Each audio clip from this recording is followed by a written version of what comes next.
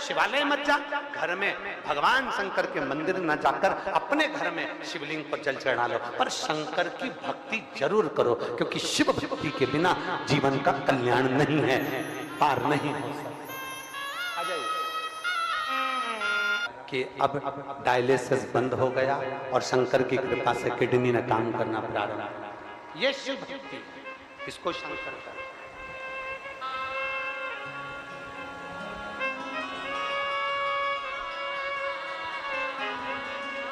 एक अविरल भक्त,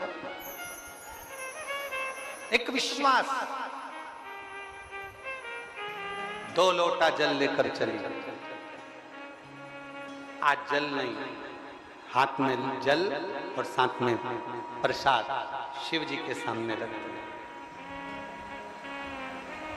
मेरे पास कुछ भी नहीं है भोलेनाथ, ये बेलपत्री के पेड़ के नीचे मुझे ये प्रसाद मिला था, मैंने तुझे ला कर दिया।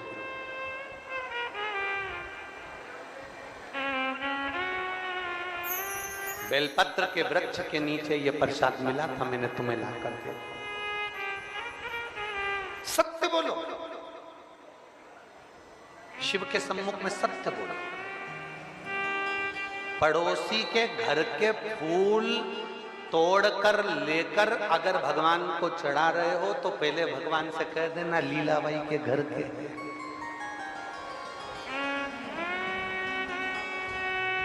ये जो पीले वाले हैं ना, ये 3, ये लीलाबाई की आंखें, और ये लाल वाला गुलाब का है ना, वो तो रोड के किनारे लगा था, मैं तोड़ के ले आई, तेरे लिए लेके आई हूं। सत्य बोलो।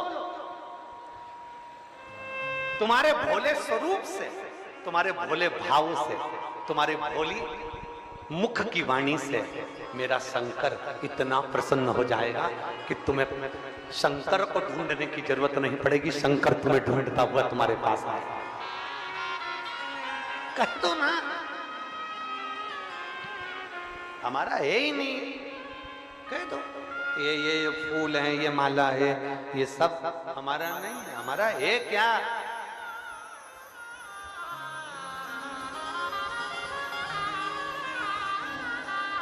सारी भगवान शंकर को सब चीज जो चढ़ाई जा रही है वो सब की सब कौन सी अच्छी, सब झूठी होने के बाद भी शिव स्वीकार कर रहे हैं। सब झूठी होने के बाद भी स्वीकार। तेरी पूजा में जल ले आई, उसे मछली भी झूठा कराई। जल कैसे चढ़ाऊं भोले कैसे महादेवा, भोले कैसे करूं तेरी सेवा। तेरी पूजा में दूध ले आए, उसे बछड़ा भी झूठा कराए। धूड़ कभी चिल्लाकर नहीं बोलना, उसे कुछ नहीं आता। आप मत बोलो चिल्लाकर कि उसको ये नहीं आता। नहीं, अपना गुण भी किसी को मत बताओ, दूसरे का अवगुण भी मत बताओ। कई सास कह देती है मेरी बहू में तो अकल नहीं है, उसमें तो लक्षण नहीं है। चिल्ला चिल्ला कर पड़ोसी क्या कह दिया, रिश्तेदारों में कह दिया मेरी बड़ी बहू अच्छी है, छोटी बहू ऐसी है, छोटी अच्छी है, बड़ी अच्छी ऐसी है। तो हमने चिल्ला चिल्ला कर अवगुण बताया, और जितना जितना हम अवगुण बताते हैं वो बहू अंदर से उतनी उतनी टूटती चली जाती है। फिर वो सम्मान नहीं करती, आदर नहीं करती। आप उसके अवगुणों को बताओ मती, उसके अवगुण को छुपाकर ये प्रयास करो कि मेरी बहू को मैं एक दिन सिखा कर रहूंगी और अच्छा बना कर रहूंगी। यह उसके अंदर गुण लाकर हम अवगुण बताते हैं।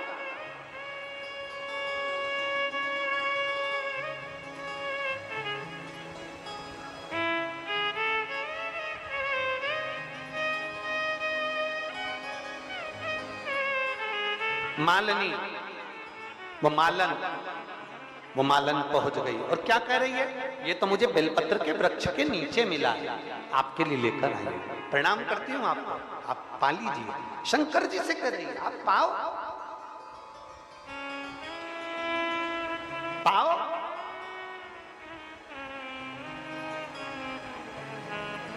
जिद पकड़ ली उस मालन ने। जिद, ऐसी जिद तुमने कभी नहीं पकड़ी होगी। तुम भगवान के सामने भोजन बनाकर ले जाते हो, भोग लगाते हो, उठाकर लाते हो, पूरा खा जाते हो। कभी तुमने भगवान के सामने जाकर जिद पकड़ी?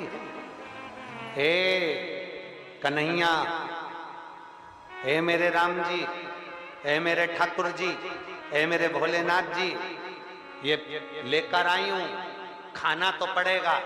जब तक नहीं खाओगे तब तक मैं भी नहीं खाऊंगी। जिद जिद होती है। मालन ने जिद पकड़ी, मुझे ये बेलपत्री के पेड़ के नीचे से मिला है, तुम्हें खाना पड़ेगा, तुम्हें जीना पड़ेगा।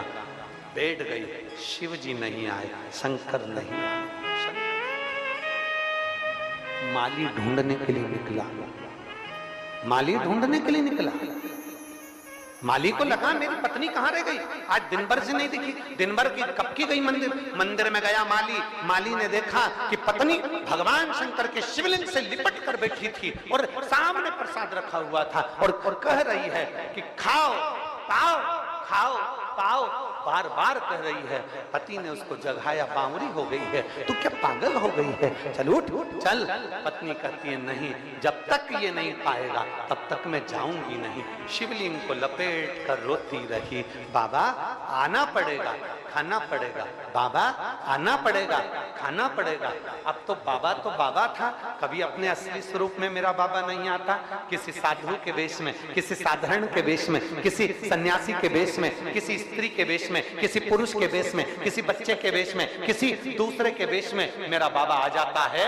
और मेरा बाबा आया और बाबा ने आकर तुरंत हाथ से पात्र उठाकर कहा, मालन ये किसका प्रसाद रखा है? मालन ने कहा ये शंकर जी के लिए रखा है, मैंने रखा है। मालन मुझे भूख लग रही है, मैं बहुत दूर से चलकर आया हूं, क्या मैं इस प्रसाद को खा लूं? क्या मैं इस प्रसाद को खा लूं? मालन ने कहा मैंने तो बाबा के लिए रखा था, पर आप यदि भूखे हो तो आप खा लो, मैं बाबा को दूसरा बनाकर खिला दूंगी। इतने में बाबा ने कहा मालन तू तो ये प्रसाद की जिद पकड़ कर बैठी है भोलेनाथ जी से कि तुम्हें खाना पड़ेगा। मालन कहती है जिद मैंने पकड़ी है, पर भूख तुम्हें लग रही है ना, इसलिए तुम इसको पालो, पथिक हो, खाकर तुम जाओ, मैं बाबा से बात कर लूंगी। बस भोलेनाथ जी ने उस प्रसाद का कणका मात्र मुख में लिया, और जो मुख में लिया, मुख में लेते से ही मालन पीछे पलट कर देखती है तो चलते हुए मेरे महादेव निकल के जा रहे हैं। ये प्रतिबिंब मालन, प्रतिबिंब।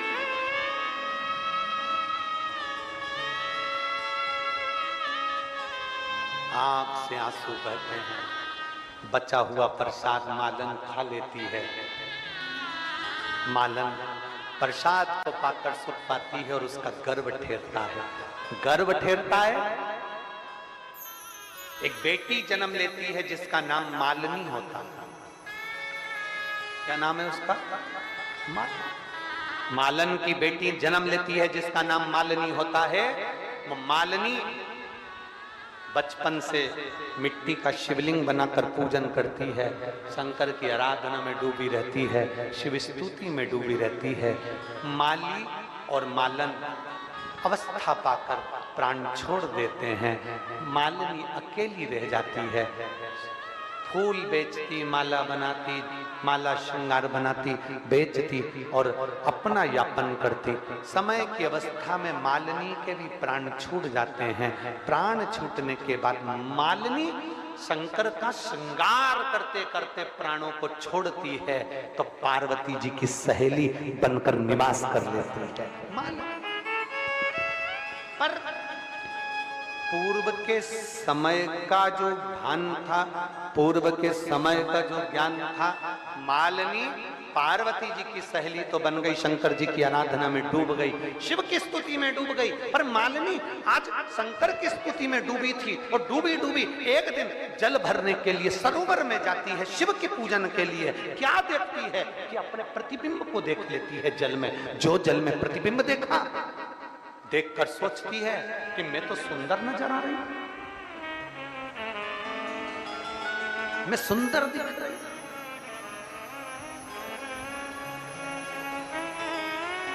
मालिनी को लगा कि मैं सुंदर नजर आ रही हूं, हो सकता है मेरी ये सुंदरता शिव की पूजन में बांधा बन जाए। मालिनी गई, पार्वती जी के चरणों में बैठ गई। पार्वती जी ने पूछा, मालिनी तुम मौन चुप क्यों, किस लिए? मालिनी कहती है, आज तक मैंने महादेव जी से कुछ नहीं मांगा, पार्वती माँ आपसे कुछ नहीं मांगा, आज मेरा मन करता है मैं आपसे कुछ मांग लूं, आज मेरा मन करता है मैं आपसे कुछ मांगू।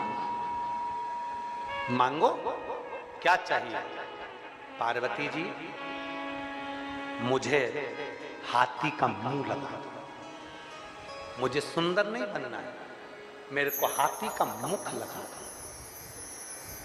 मालिनी को समझाया पार्वती जी ने, पर मानी नहीं। पार्वती जी ने मालिनी का हाथी का मुख लगा दिया। पार्वती जी की एक सहेली का वर्णन आता है मालिनी का, जिसका गजमुख है।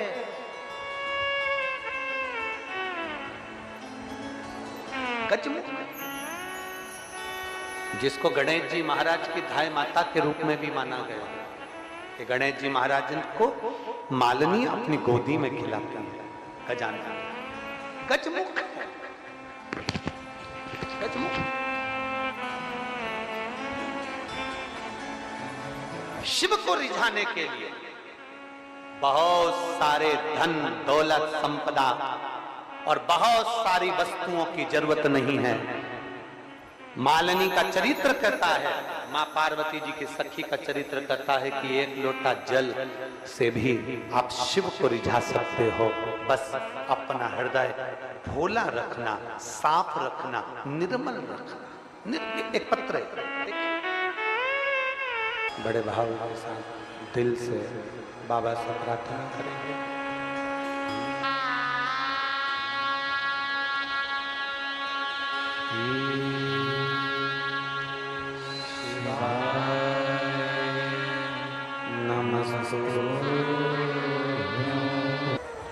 अब मां जगत जननी पार्वती जी विराजमान।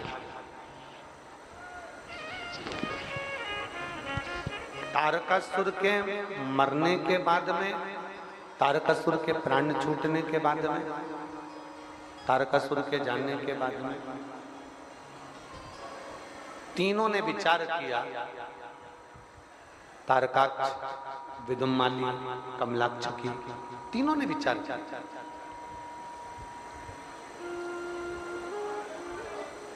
हम कभी मरे ही ना,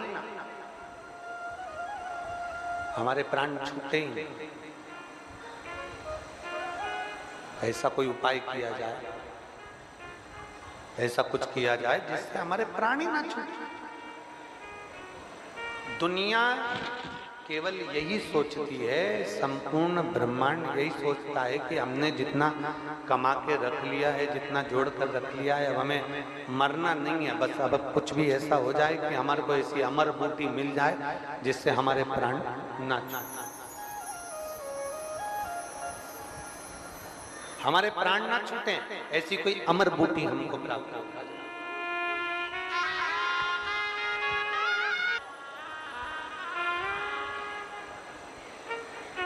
हमने पहले भी कथा में कहा है कि बादाम खाओगे तो भी मरना है और नहीं खाओगे, बोलो तो जम के, तो भी मरना।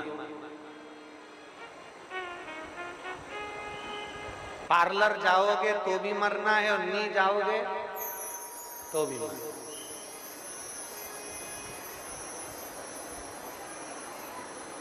मरना सबको है, प्राण सबके छूटना,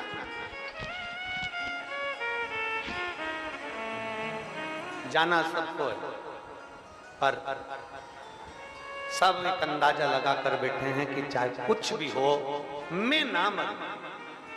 शिव महापुराण की कथा कहती है पाप इन हाथों से हुआ है तो प्रायश्चित भी इन्हीं हाथों से करते हुए चलना।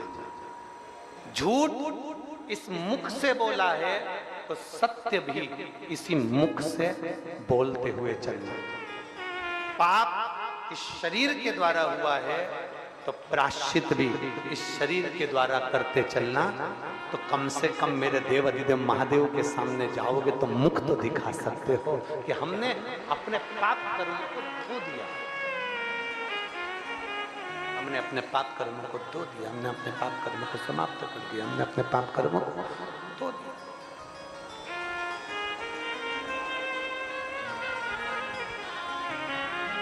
फिर निवेदन, अरे मत बुरे कर्म कर बंदे वरना पछताएगा, भगवान की आंखों से तू बच नहीं पाएगा, तू बच नहीं पाएगा।